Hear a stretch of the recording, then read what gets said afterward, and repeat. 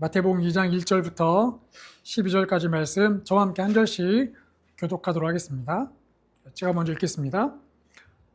헤롯 왕 때에 예수께서 유대 베들레헴에서 나심에 동방으로부터 박사들이 예루살렘에 이르러 말하되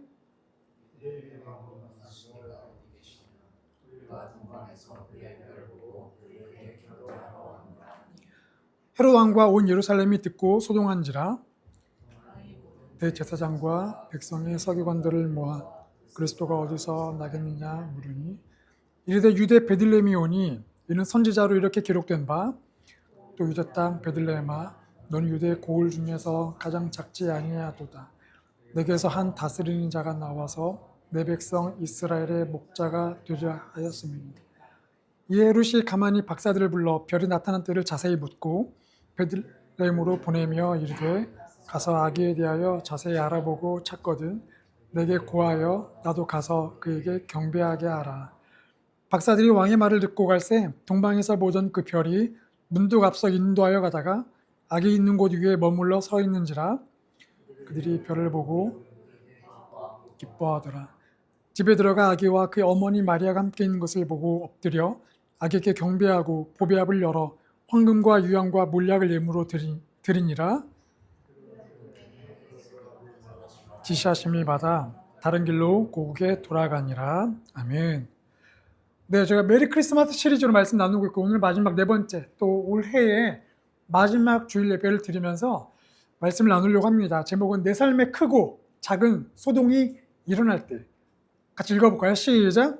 내 삶의 크고 작은 소동이 일어날 때. 네, 오늘 이 말씀을 나누면서 올 한 해를 여러분 삶에 있었던 여러 일들을 말씀을 통해 정리해 보시고 또 내년 한 해를 하나님이 어떻게 이끌어 가실까를 기대하고 소망하는 시간 되기를 축복합니다. 우리 옆에 있는 분들에게 함께 축복할까요? 1년 동안 잘 달려오셨습니다. 시작. 네, 정말 1년 동안 잘 달려오셨습니다. 정말 수고 많으셨습니다. 지난주 메시지는 하나님께서 아기 예수를 왜 요셉 가정으로 보내셨는지 이유를 살펴봤고요. 오늘은 하나님께서 예수님을 왜 하필이면 그 시대로 보내셨을까? 지금이 아니고 왜 그 시대로 보내셨을까? 우리나라 따지면 고조선 말기, 뭔가 역사가 아직 막 흔적을 갖추려고 하는 그 시기에 왜 이스라엘 땅으로 보내셨을까? 그리고 그때에 아기 예수님이 태어나면서 소동이 일어났는데 그 소동을 하나님이 어떻게 정리하시는지. 그래서 오늘 이 말씀을 통해서 오늘 나의 시대, 지금 나의 시대에 예수님이 오신 이유와 그 소동들을 제가 살펴보려고 합니다. 첫 번째 1절 말씀 같이 읽겠습니다. 시작. 헤롯 왕 때에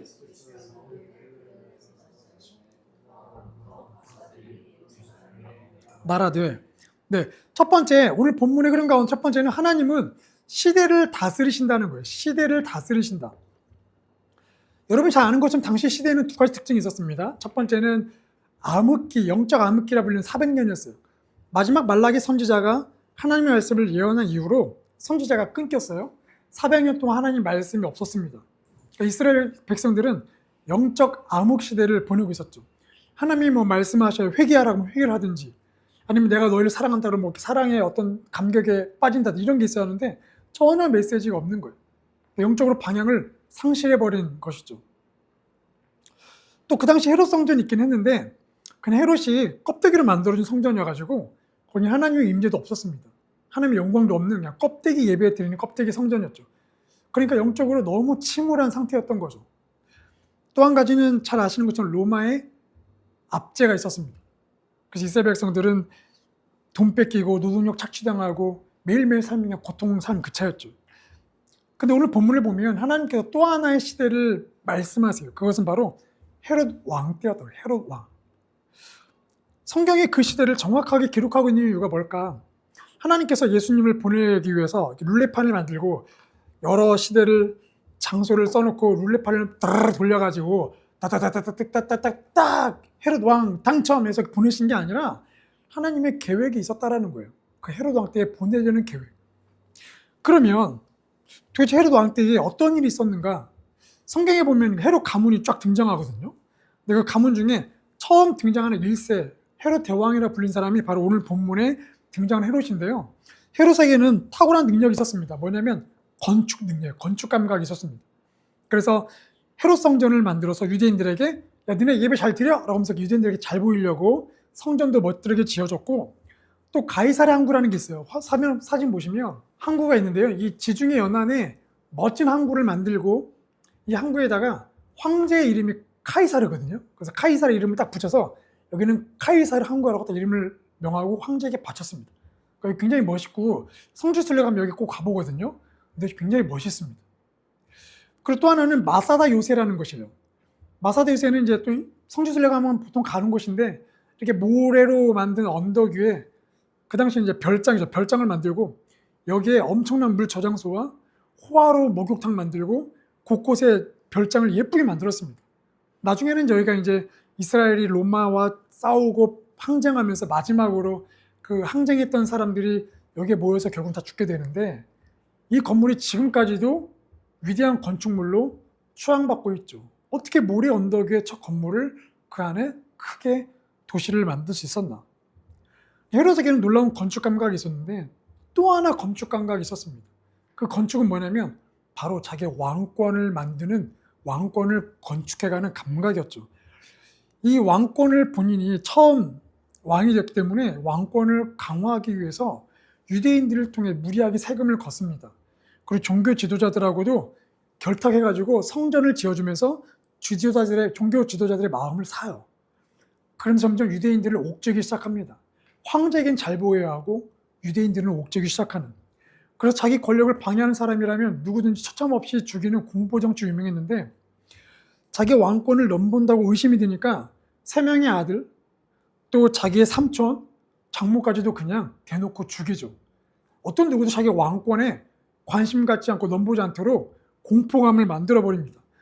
아마도 이 헤롯이 그런 분위기를 알았나 봐요. 그래서 자기가 죽을 때에 어떤 계획을 또 세워놓냐면 이스라엘 곳곳에, 유대 땅 곳곳에 몇 개 마을을 딱 집어서 거기에 장로들, 유명한 리더십들을 여리고 감옥에 가둬버려요.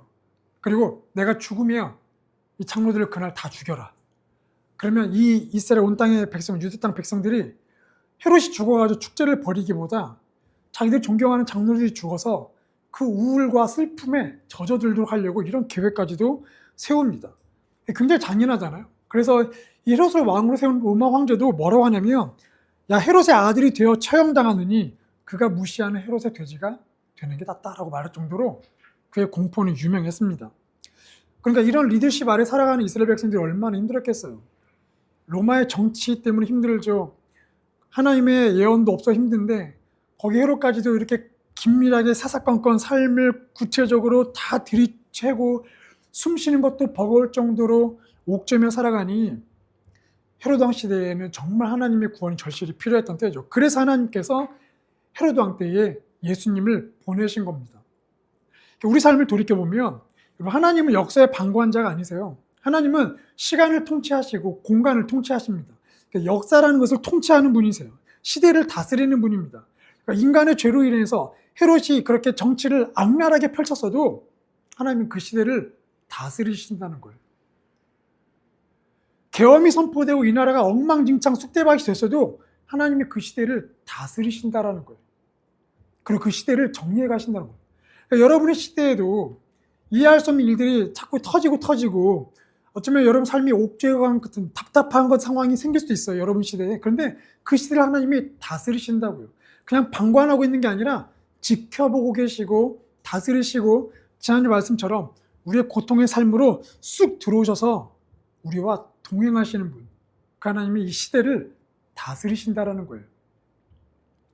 여러분 이해할 수 없는 사건들이 나의 시대에 나의 때에 등장하게 되면 하나님의 뜻이 무언가를 물어봐야 합니다.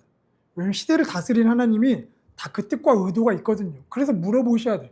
왜 나에게 이런 일이 생기는 거야? 왜 하필이면 이때, 하필이면 고3 때, 하필이면 취업을 앞두고 있는 때, 하필이면 승진을 앞두고 있는 때 왜 이런 일이 생기는 거야가 아니라 생기는 이유가 뭘까요? 라고 하나님의 의도를 물어봐야 돼요. 하나님은 우리의 시대를 다스리고 지켜보고 있기 때문이 그렇죠.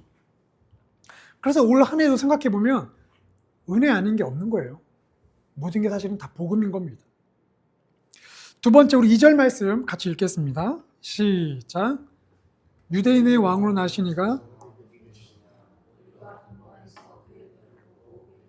경배하러 왔노라 하니, 두 번째 하나님은 현상을 다스리신다라는 거예요. 오늘 본문을 보면 동방박사를 등장하잖아요. 제가 여러 번 말씀드렸지만 동방박사는 3명이 아닙니다.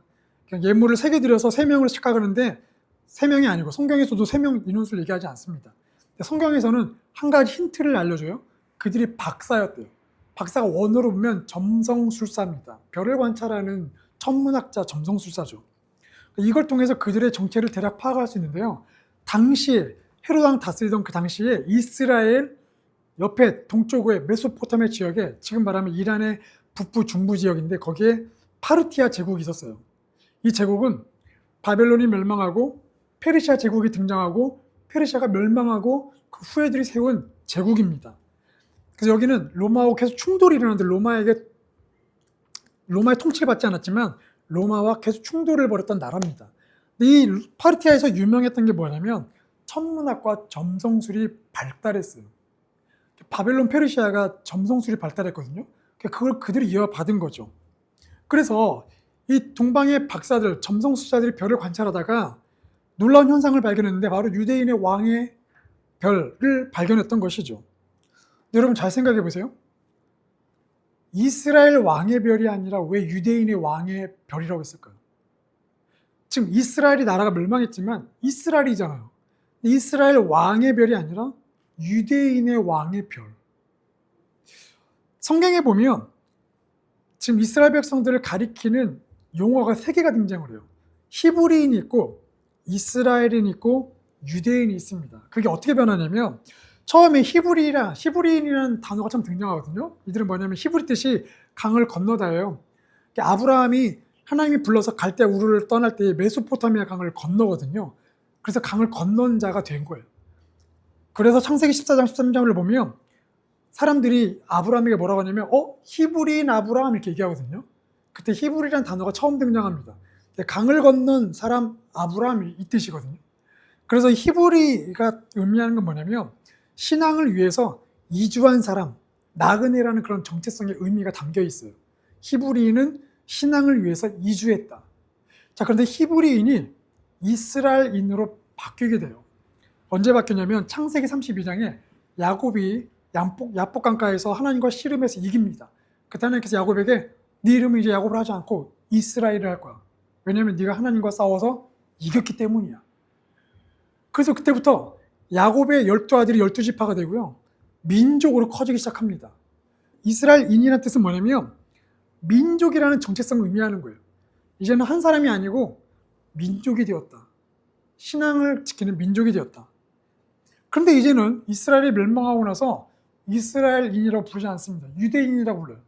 근데 왜 유대인이라고 불렀냐? 유대인 단어가 에스더서에 처음 등장하거든요.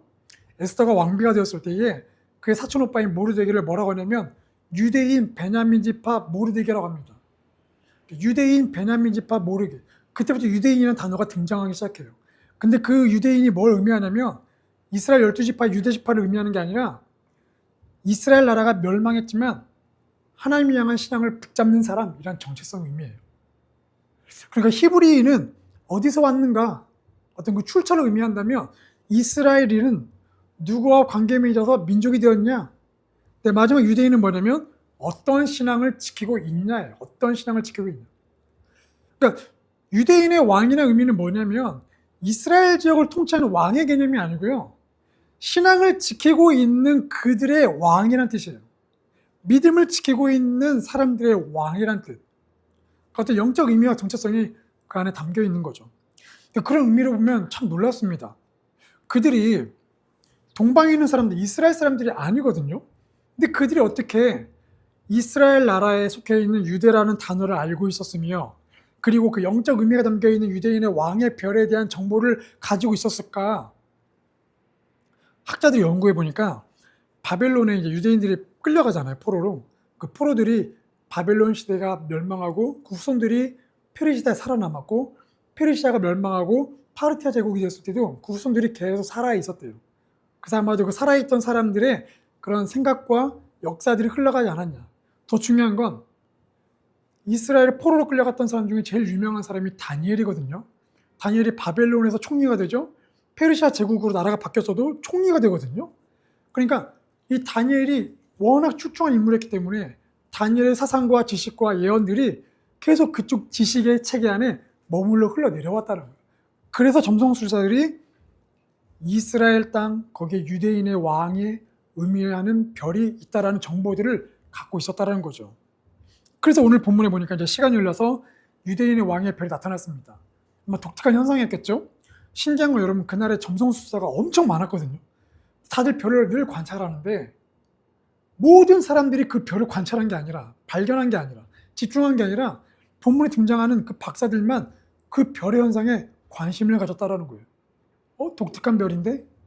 그리고 그들이 책을 뒤져서 저 별이 뭐야? 정보를 찾아내기 시작하고, 그러다가 이미 멸망해버린 이스라엘 나라, 존재감도 없는 그 이스라엘 나라를 알게 되었고, 그 나라에서 메시아를 의미하는 유대인의 왕, 신앙을 지키는 어떤 무리들의 왕을 상징하는 별이구나, 그 의미를 알고, 그래서 이걸 놓치면 안 된다고 판단했다라는 거예요. 다들 현상을 무시했지만 이 사람들은 그 현상을 집중했다라는 겁니다.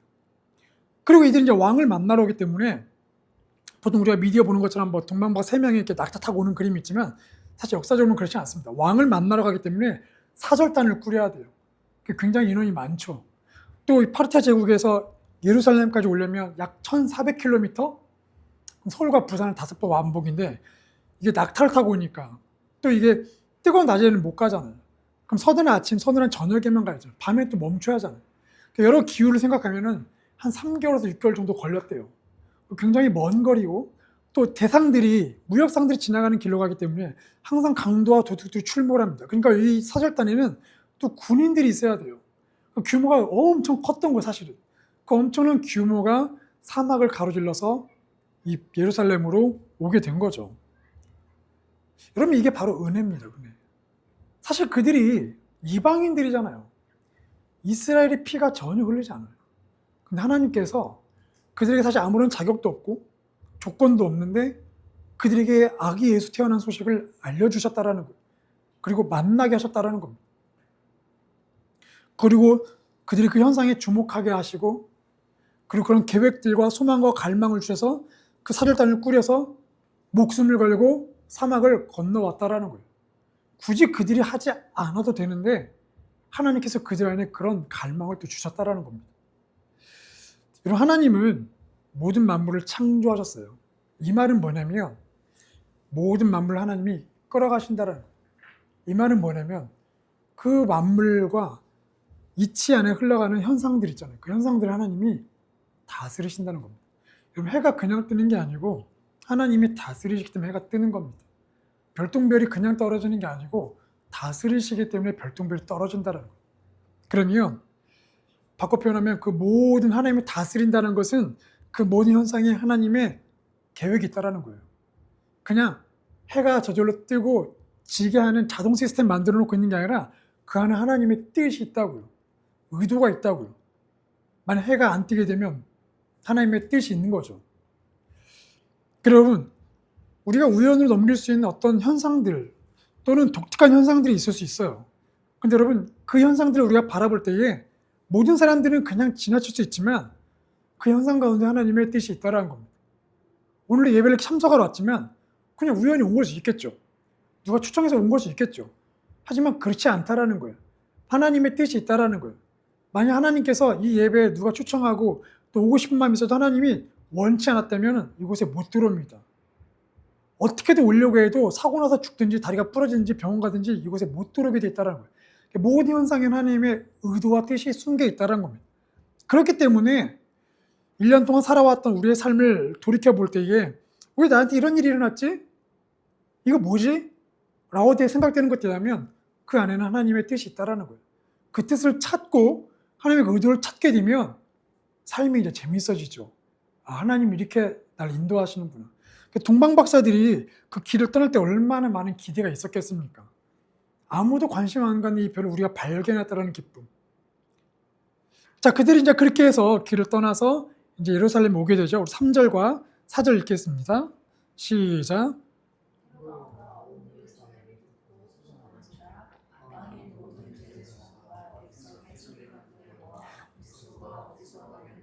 물으니, 세 번째, 하나님은 소동을 다스리신다는 거예요. 소동을 다스리신다. 오늘 동방박사들이 도착했습니다. 그래서 소동이 났대요. 났겠죠. 엄청난 사절단이 왔으니 흔치 않은 그 일들에 사람들이 얼마나 놀랬겠습니까? 그런데 이 헤로드 왕과 온 예루살렘이 소동했다고 기록되는데, 소동이라는 원어를 보면 뒤흔들다, 교란하다, 괴롭다래요. 괴롭다. 그러니까 다시 번역해 보면 헤로드 왕이 이걸 듣고 괴로웠다. 예루살렘이 사절단을 보고 괴로웠다는 거예요. 왜 괴로웠을까? 동방박사들이 와서 헤롯에게 말하기를 왕이 태어났다는데 왕이 어디 있습니까? 라고 지금 물어보잖아요. 왕이 어디 있습니까? 아니 지금 내가 여기 왕인데, 내가 왕인데 어디서 왕을 찾아? 그리고 지금 자기 자식이 태어난 것도 아닌데 어디서 왕을 찾아? 이 권력에 집착한 왕이잖아요. 자식들도 죽였고 심지어 헤롯이 이제 곧 죽을 때가 다가와요. 그렇기 때문에 권력에 온통 집착했던 인생을 살아왔기 때문에 그 말을 듣는 순간 화가 나고 지금 당황스럽고 어찌할 줄 모르는 겁니다. 지금 누군가가 내 말년에, 지금 노인이 된 지금 내 말년에 네 왕권을 뺏으러 왔구나. 지금 불안한 거죠. 지금 뺏길 수 있다는 불안함과 두려움이, 그동안 쌓아 올린 게 한순간에 무너질 수 있다는 두려움이 지금 그 안에 몰려온 거예요. 그래서 지금 괴로운 거예요. 두 번째, 예루살렘이 소동했대요. 예루살렘이 왜 소동했을까? 첫 번째, 400년 동안 하나님 말씀이 없었는데 메시아가 태어났다고 하니까 기뻤겠죠. 야, 드디어 메시아가 와서 우리를 구원해 주는구나. 그런데 또 한편으로는 두려운 거예요. 왜냐면 헤롯이 얼마나 포악한지 알잖아요. 그러면 지금 메시아 듣고 헤롯이 야, 또 한번 싹 칼바람 나겠구나. 또 두려움이 몰려오는 거예요. 두려움과 소망이 혼합되어 버린 소동인 거예요. 근데 여기에는 종교 지도자들도 포함됩니다. 종교 지도자들도 괴로운 거예요. 왜 괴롭냐? 사실 이 사람들은 하나님께 관심 없거든요. 헤롯하고 권력을 결탁했어요. 그리고 똑같이 백성들의 세금을 걷어요. 그런데 메시아가 온대요. 그럼 헤롯 왕 쫓겨나겠죠? 그러면 그동안 자기들이 헤롯과 손을 잡고 쌓아올린 기득, 명예, 부, 뭐 이런 게 있는데 이 모든 게 다 뺏기겠죠. 더 무서운 건 자기들의 이 영적인 열심이, 하나님을 섬긴다고 했던 그런 예배들이 가짜였던 게 다 들통나는 겁니다. 가짜 목사라는 게 들통난다라는 거예요. 그러니까 얼마나 그들이 긴장됐겠어요. 두려웠겠죠. 불안했겠죠. 그래서 그들이 예수님과 끝까지 싸웠던 겁니다. 여러분, 여기서 우리가 볼 수 있는 건 뭐냐면 진짜 왕이 오시면 가짜 왕들은 소동이 일어난다라는 거예요. 불안하다라는 거예요. 사실 무시할 수 있는 얘기잖아요. 사절단에 왔으면 그런 일 없어라고 무시해도 되는 일인데 그들의 마음이 괴롭다는 건 이미 그들이 영적으로 진짜 왕을 직감했다라는 거예요. 그런데 동방박사들 마음에도 사실 소동이 일어났습니다. 왜냐하면 그들은 왕을 기대하고 왕궁에 왔잖아요. 근데 왕궁에 왕이 안 태어났대요.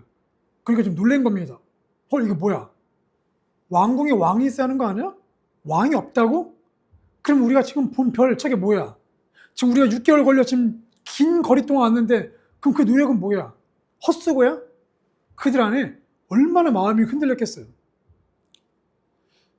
놀라운 현상과 그 현상에 담긴 어떤 의미를 발견한 기쁨과 기대를 가지고 온 만큼, 기대가 큰 만큼 실망도 커지는 법입니다. 자, 그런데 지금 여기저기 막 소동이 나고 난리가 났는데 하나님이 그 소동을 어떻게 정리하시냐면 성경 한 구절로 정리하세요.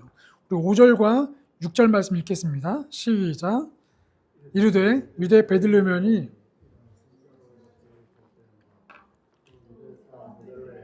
너는 유대 고을 중에서 가장 작지 아니하도다. 내게서 한 다스리는 자가 나와서 내 백성 이스라엘의 목자가 되리라 하였음이니이다. 네, 말씀하시죠. 아, 그 왕궁이 아니야. 성경에 예언돼 있어. 성경에 보니까 베들레헴이래. 그리고 성경 구절을 보여주십니다. 화려한 궁전이 아니고 작은 마을 베들레헴에 태어나는 유대인의 왕이 성경에 예언돼 있고, 성경에 예언되어 있는 그 사건이 별이라는 현상을 통해서 우리에게 알려졌고, 그 다음에 그 현상을 통해서 이 땅에 예수님이 오셨다는 것을 이 성경 한 구절을 통해서 쭉 연결시켜 주신 거예요. 근데 이 성경 한 구절에 헤롯도 그 성경 구절을 믿습니다. 그래서 베들레헴으로 가서 아기 예수를 죽이려고 계획을 세우죠. 동방 박사들도 그 그 성경 구절을 믿고 길을 떠납니다. 가짜가 아니라 진짜구나. 정말 이런 사건이구나. 그 마음이 잃었던 소동들이 이 말씀 한 구절을 통해서 정리가 되는 거예요. 그래서 하나님께서 이들을 어떻게 이끌고 하시냐? 우리 9절부터 11절 말씀을 같이 읽겠습니다. 시작. 박사들이 왕의 말을 듣고 갈새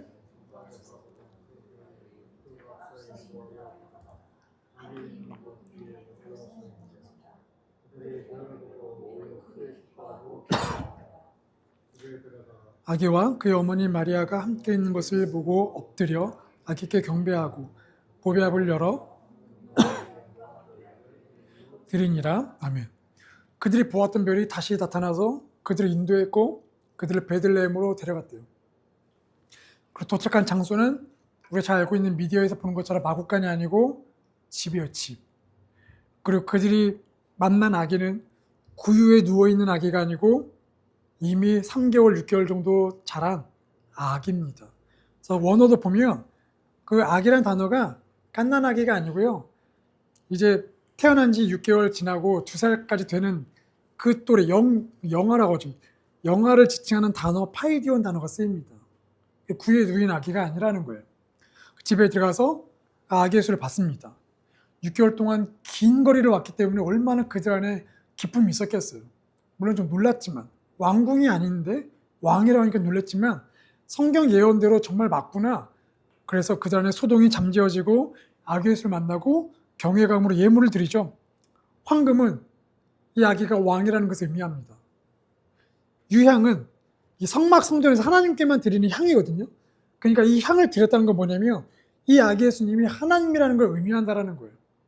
몰약은 시체를 부패를 방지하기 위해 바르는 처리할 때 쓰는 약품이거든요.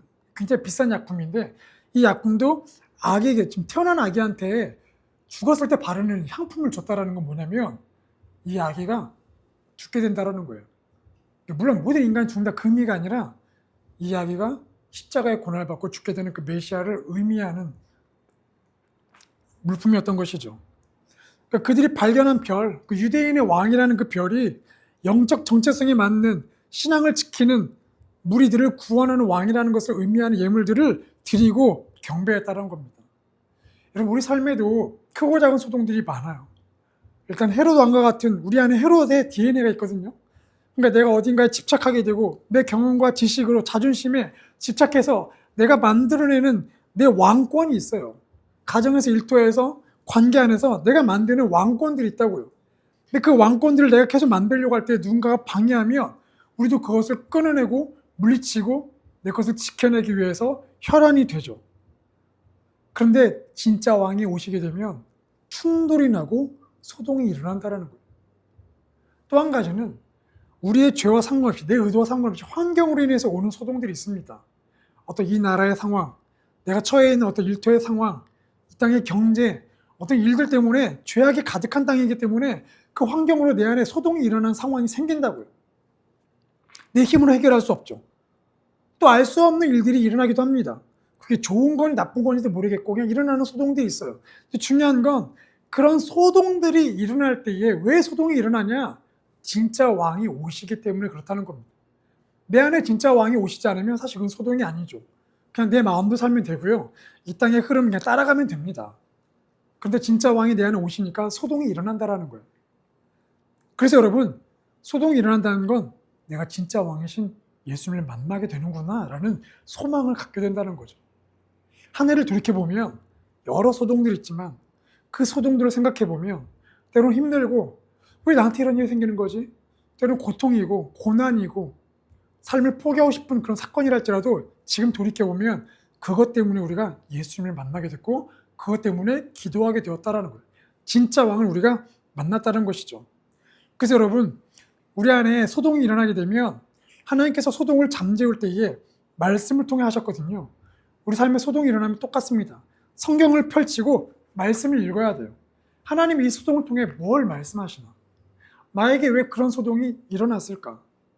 그래서 여러분 우리가 성경을 읽고 기도하면 그냥 내가 하루를 어떻게 살까 큐티하고 적용하는 게 아니고 그냥 성경을 하나하나 하루에 한 장이라도 그냥 읽을 때에 그 성경 구절을 통해서 내 안에 영적 지혜가 임하게 되고 깨닫게 된다는 거예요. 아, 그래서 이 일이 일어났구나. 아, 그래서 이 사건이 내게 일어났구나. 어저께 저녁에도 한 가정 신방을 갔습니다. 만나겠다고 해서 이렇게 일정이 틀어졌다가 만나게 됐는데, 가서 이제 같이 이야기를 이런저런 나누게 됐어요. 근데 쭉 이야기를 듣고 나누면서 그냥 그분이 말씀하시더라고요. 하나님께서 이런 사건을 통해서 나한테 말씀하셨다. 이런 생각을 주셨다. 그런데 내가 결정하지 못한다. 왜냐하면 두렵기 때문이다. 그동안 쌓아왔던 게 무너질까 봐 두려운 거예요. 그러니까 진짜 왕이 오신 거예요. 그런데 진짜 왕을 못 잡는 거예요. 요걸 포기하려니까 무섭거든요. 헤롯처럼 두렵거든요. 그래서 어저께 이 이야기를 또 나누고 기도하고 왔습니다. 우리도 마찬가지일 거예요. 소동이 일어나게 되면 기억하십시오. 진짜 왕이 우리를 찾아왔다는 뜻이에요. 그럼 그때 우리는 진짜 왕을 잡아야 합니다. 그러려면 우리가 먼저 뭐 해야 하냐면 회개해야 돼요. 그러니까 내 잘못을 회개하는 차원이 아니고 헤롯처럼 이 시대와 현상을 다스리는 하나님을 내 왕으로 인정하지 않았던 것을 회개해야 돼요. 내 것을 집착했던 것을 회개해야 돼요. 그리고 그 왕이 왔지만 여전히 두려워하고 못 놓고 있는 것을 회개해야 돼요. 회개하게 될 때에 회개는 놀라운 능력이 있는데요. 회개는 우리가 쌓아놓은 것들을 깨트리는 능력이 있습니다. 회개하면 귀신이 떠나가게 되거든요. 회개가 놀라운 능력이 있어요. 그래서 회개하게 되면 비로소 내 왕, 내 삶의 중심에 진짜 왕이 앉는 왕좌가 만들어지고 예수님이 거기에 앉게 되시는 거예요. 그래서 여러분, 동방박사들처럼 하나님을 경외하는 마음을 우리에게 주십시오. 사실 교회가 뭐 10분 거리 가까워도 한번 예배 드리려면 되게 막 갈등이 많잖아요.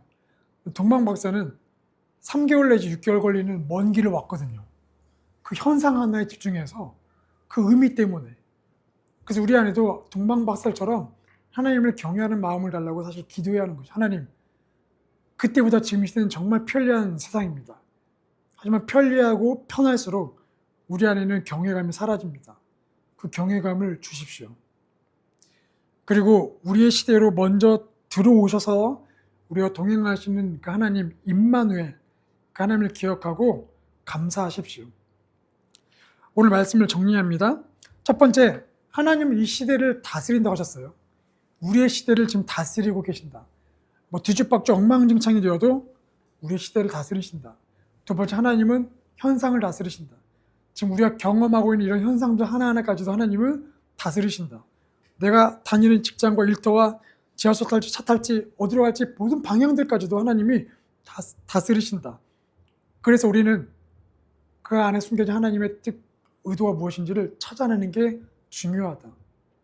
마지막 세 번째는 하나님은 소동을 다스리신다. 진짜 왕이 오실 때에 우리 안에 일어나는 소동들을 하나님이 다스리신다. 뭘로요? 말씀으로 다스리신다. 그래서 2025년 딱 3일 남았는데요. 우리 시대와 현상을 다스리시고 소동을 다스리시는 그 하나님을 만나고 말씀 가운데 만나고 기도하시고 그 3일 동안 362일 동안 누리지 못했던 은혜들을 3일 동안 몰아서 누리시고 2025년을 마무리하는 복된 날 되기를 소망하고 축복합니다.